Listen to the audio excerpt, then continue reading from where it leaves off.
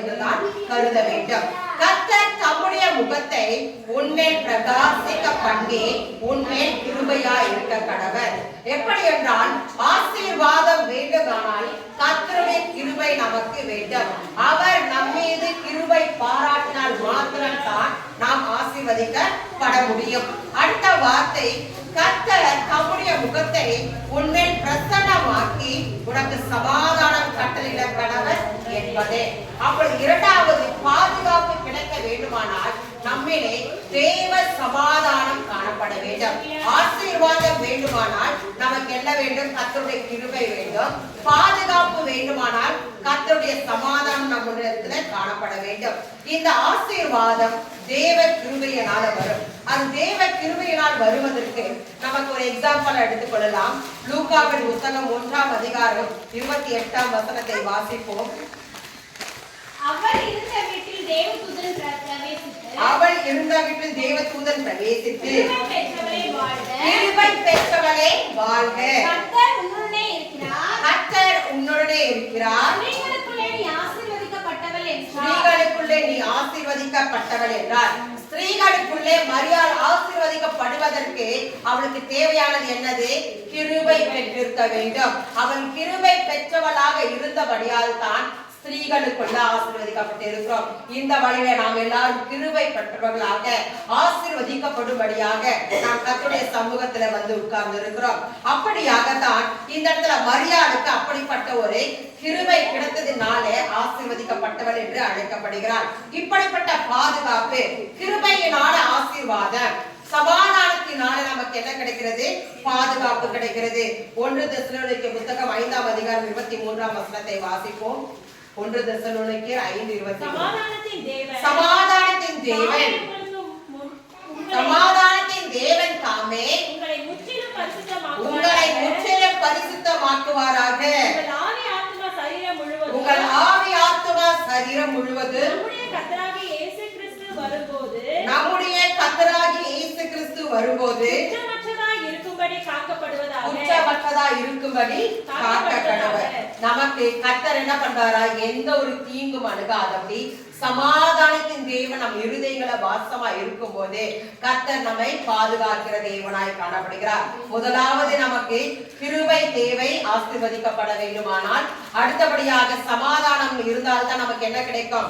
பாதுகாப்பு, கர்த்தருடைய பாதுகாப்பு கிடைக்கிறதா இருக்கிறது. அந்த சமாதானம் இருந்தால் மரணத்தின் அதிகாரியான சத்துருவுக்கு இந்த இடத்துல என்னென்ன இடம் இல்லாம இருக்குது.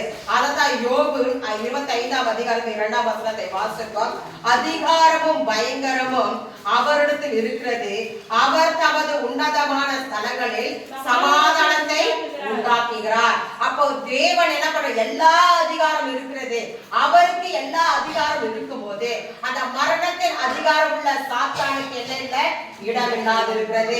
தேவனுடைய சமாதானம் நம் இருதயங்களில் வாசமா இருப்பதற்காக நாம் ஒவ்வொரு நாளும் ஜெபிக்கிறவர்களாய் காணப்பட வேண்டும். அப்பொழுதுதான் நமக்கு இந்த மரணத்தின் அதிகாரம் உள்ள சாத்தான் நம் வீட்டிற்குள்ளாக வர ஒன்றும் அணுகாததை கர்த்தர் நம்மை பாதுகாப்பார். நம்முடைய எல்லைகளை கர்த்தர் பாதுகாக்க வல்லவராய் இருக்கிறார். நம் குடும்பங்களை பாதுகாக்க வல்லவராய் இருக்கிறார். நாம் செய்யும் வேலைகளிலே கர்த்தருடைய கரம் இருக்கும். நாம் செய்யும் தொழிலிலே கர்த்தருடைய கரம் இருக்கும். நம் குடும்பத்தின் மத்தியிலே நாம் ஒரு சாட்சியுள்ள குடும்பமாய் கர்த்தர் நம்மை மாற்ற வல்லவராய் இருக்கிறார். இப்படியாக வேதத்துல கூட கிருபையும் சமாதானம் எப்படி வரும் என்று இந்த 8ஆவது நாம் வாசித்தோம். அவருடைய முகம் நம்மில பிரகாசிக்கும் போது, அவருடைய முகம் பிரசன்னம் ஆகும் போது கர்த்தர் நமக்கு கிருபையும் கொடுக்கிறார், சமாதானத்தை கொடுக்கிறார். அப்பொழுது நமக்கு ஆசீர்வாதமும் வருகிறது, நமக்கு பாதுகாப்பும் வருகிறது. இப்படிப்பட்ட தேவனை நாம் தரிசிக்கும் போது கர்த்தருடைய ஆசீர்வாதம் நமக்கு கிடைக்கிறதா இருக்கிறது. இந்த முகம் என்ற வார்த்தை பார்த்தீங்கன்னா கர்த்தர் தம்முடைய முகத்தை என்ன பண்ற? பிரகாசிக்க பண்ணி பிரசன்னமாக்கி என்று எழுதப்பட்டிருக்கிறது. இந்த கர்த்தருடைய முகம் என்றால் நம்முடைய எபிரேய வேதத்துல பாத்தீங்கன்னா, எபிரேய வேதம் மாத்திரமல்ல, எஸ்எல்டின்னு சொல்லிட்டு ஒரு டிரான்ஸ்லேஷன் இருக்கு. அந்த இடத்துல பரிசுத்த ஆவியானவரை அடையாளப்படுத்துகிறதா இருக்கிறது.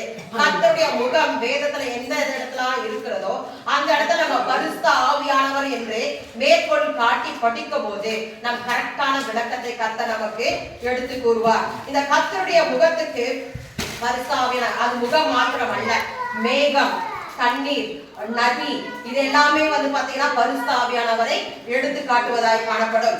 ஈசோப்பு, நம்ம ஈசோப்புனால் கல்வியர்கள் சொல்றோம் இல்லையா, அந்த ஈசோப்பு கூட யாருக்கு அடையாளம்? பரிசுத்த ஆவியானவருக்கு. நாம் திருத்துவ தெய்வத்தை நாம் தொழுது கொள்கிறோம். பிதா, குமாரன், பரிசுத்த ஆவி, இந்த மூன்று பேருமே எல்லாவற்றிலும் ஒன்று இணைந்து தான் செயல்படுவார். உலக தோற்றம் முதல் மரண பரியந்தம், கிறிஸ்துவின் மரண பரியந்தமும் மீண்டுமாக உயிர்த்தெழுதல், எல்லாவற்றிலும் வேதத்தை நாம் ஆராய்ந்து படிக்கும் போது இந்த பிதா, குமாரன், பரிசுத்த ஆவி மூன்று பேரும் ஒன்றை நிலையில இருந்து தான் செயல்படுவாங்க.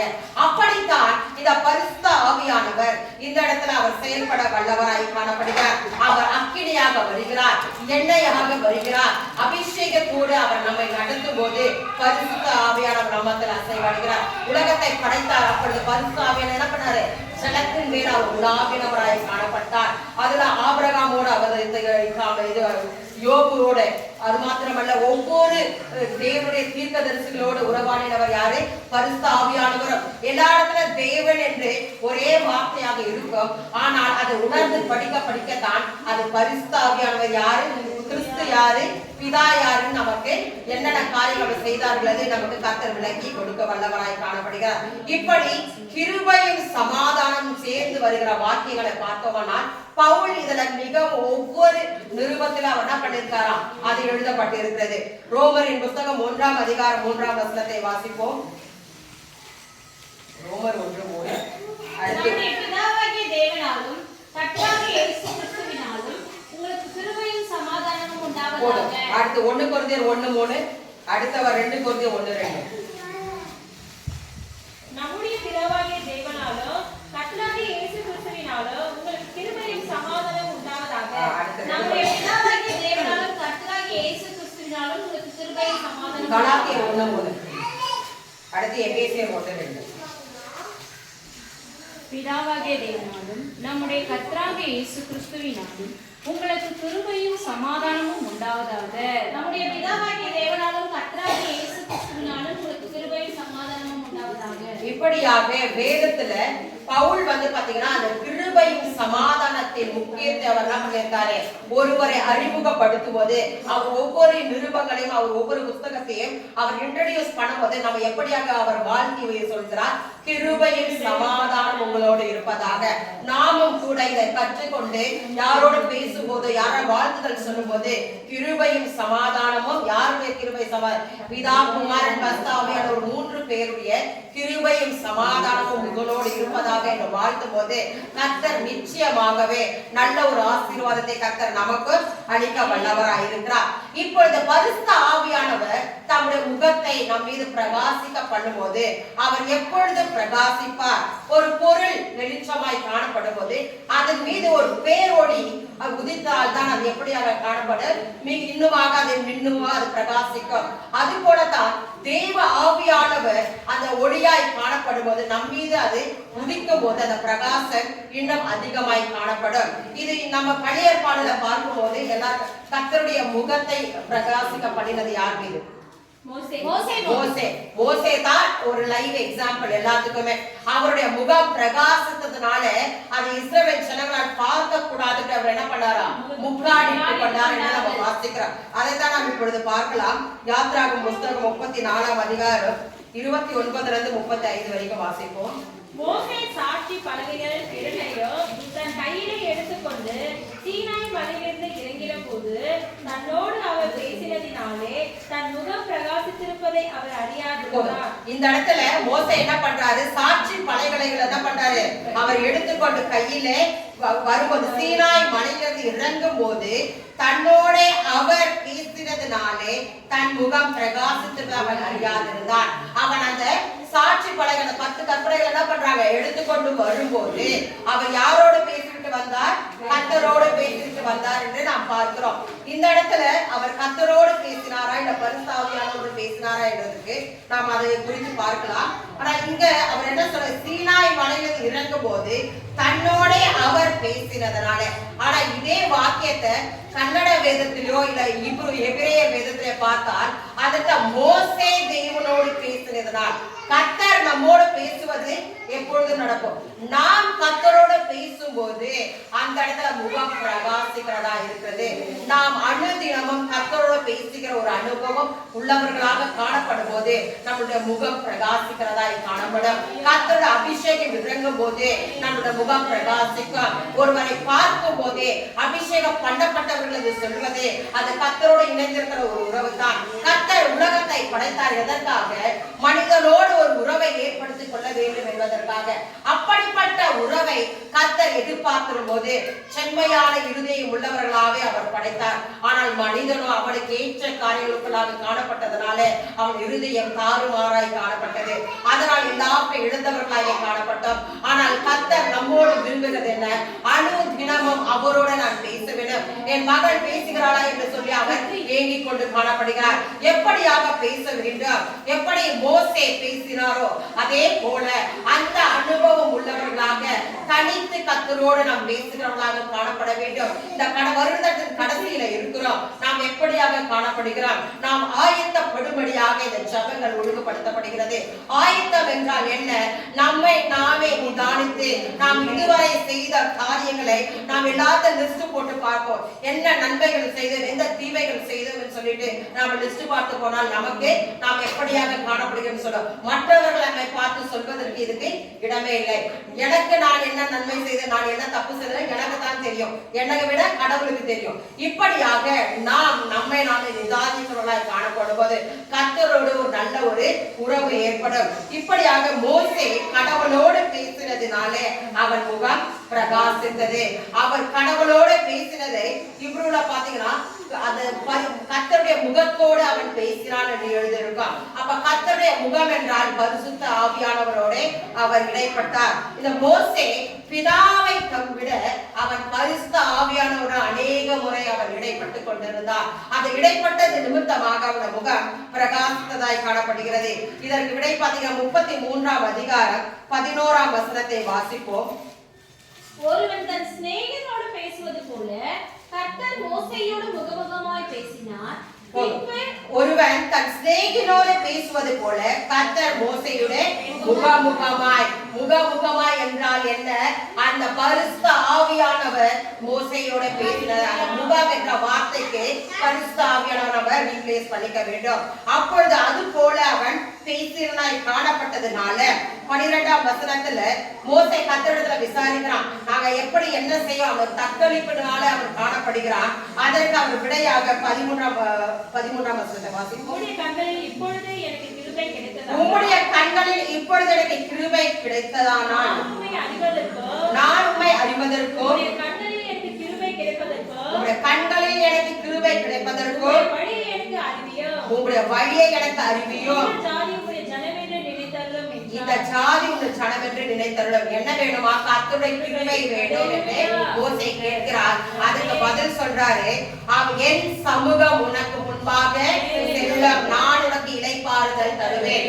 சமூகம் என்ற வார்த்தைக்கும் பரிசுத்த ஆவியானவர் என்று நாம் எடுத்துக்கொள்ள வேண்டும். அப்பொழுது பரிசுத்த ஆவியானவர் உன்னோடு கூட வருவார். மோசேயோடு பரிசுத்த ஆவியானவரை பிதாவானவர் என்ன பண்ணுறார்? கூடவே அனுப்பித்தார். மேக ஸ்தம்பமாகவும் அக்கினி ஸ்தம்பமாகவும் அவரோடவே இஸ்ரவேல் ஜனங்களோட பரிசுத்த ஆவியானவர் கடந்தார். ஏன்னா மேகமாகவும் அக்கினியாகவும் நாம் யாரை எடுத்துக்கொள்ள அடையாளமாக எடுத்துக்கொள்ள வேண்டும்? பரிசுத்த ஆவியானவர். இந்த பரிசுத்த ஆவியானவர் இஸ்ரவேல் ஜனங்களோட இருந்ததினாலே அவர்களுக்கு கிருபையும் கிருபையினால ஆசீர்வாதமும் சமாதானமும் சமாதானத்தினாலே பாதுகாப்பும் அவர்களுக்கு கிடைத்தது.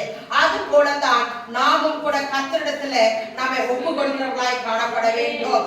யாத்திராகமம் 31ஆம் அதிகாரம் 18ஆம் வசனத்தை வாசிப்போம்.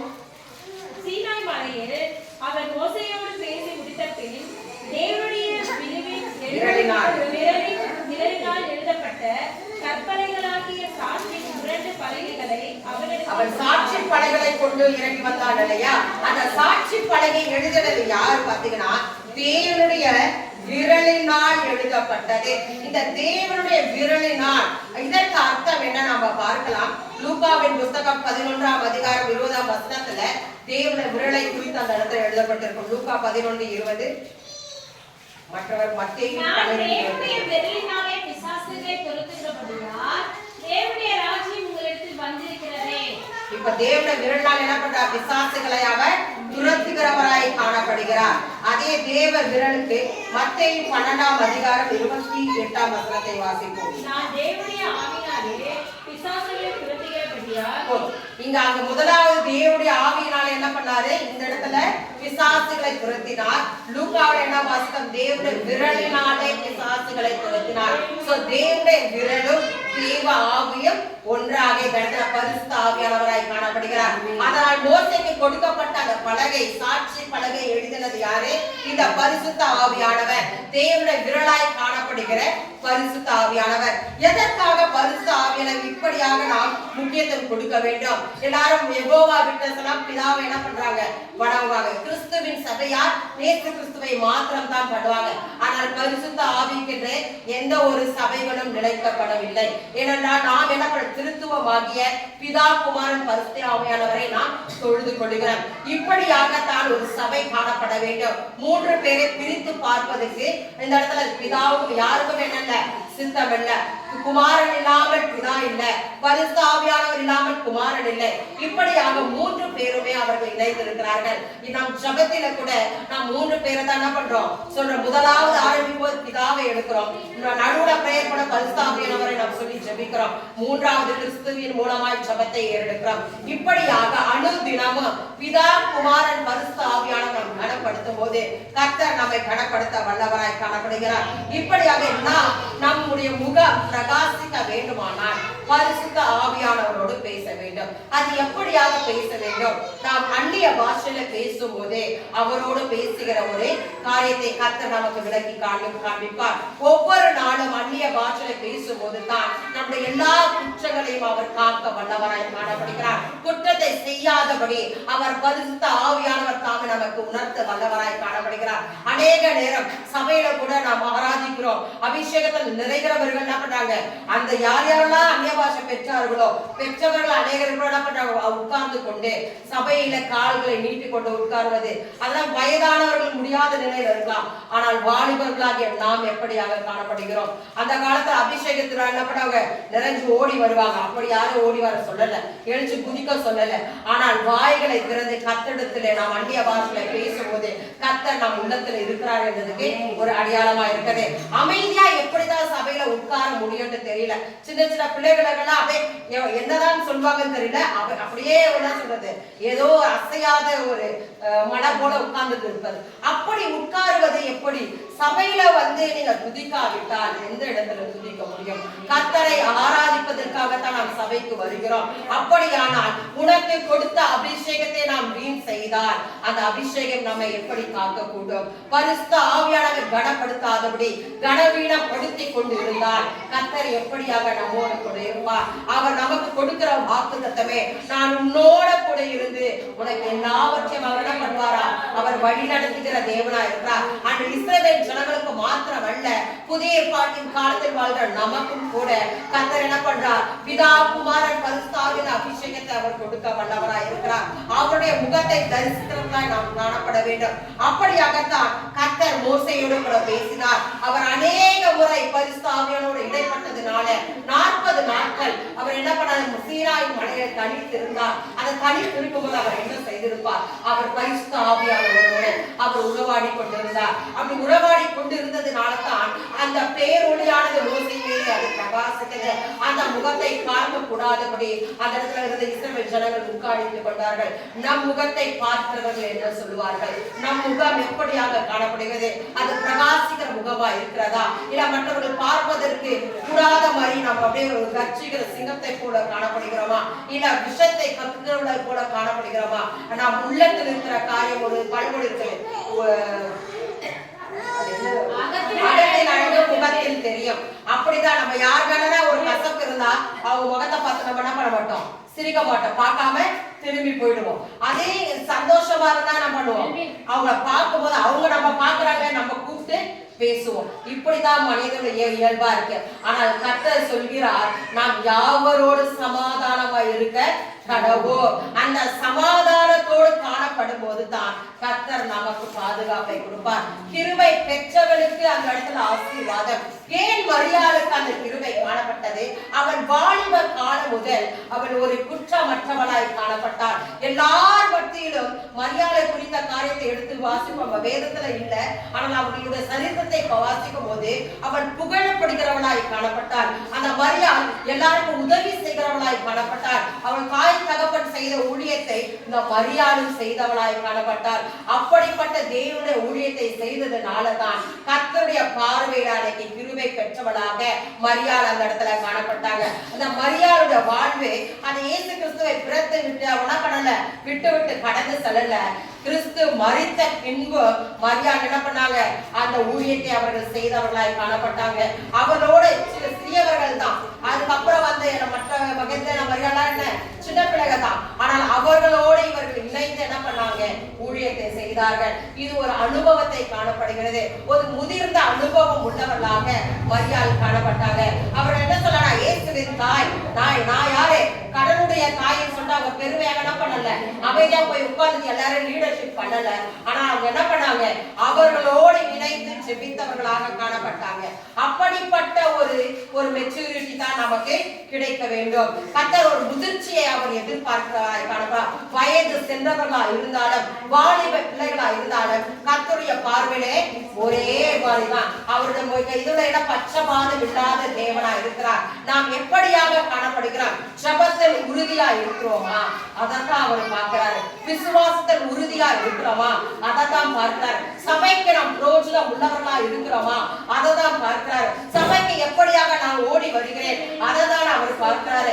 சபைக்கு நான் கனி கொடுக்கிறவர்களா இருக்கிறோமா என்பதைத்தான் அவர் பார்க்கிறவராய் காணப்படுகிறார். வருடத்தின் கடைசியில வந்திருக்கிறோம். நாம் எப்படியாக காணப்படுகிறோம்? நாம் நமக்கு தானே எல்லாவற்றையும் எதிர்பார்த்து கொண்டிருக்கிறோமா? இல்ல நான் எப்படியாக காணப்படுவேன் என்று நினைத்து கொண்டிருக்கிறோமா? எல்லாவற்றையும் நான் நிதானித்து பார்க்கும் போது தான் இந்த நாள் ஒரு ஆயத்த நாள் காணப்படும். நாம் இப்பொழுது ஆயத்தமாக்குவதற்கு எதற்கு?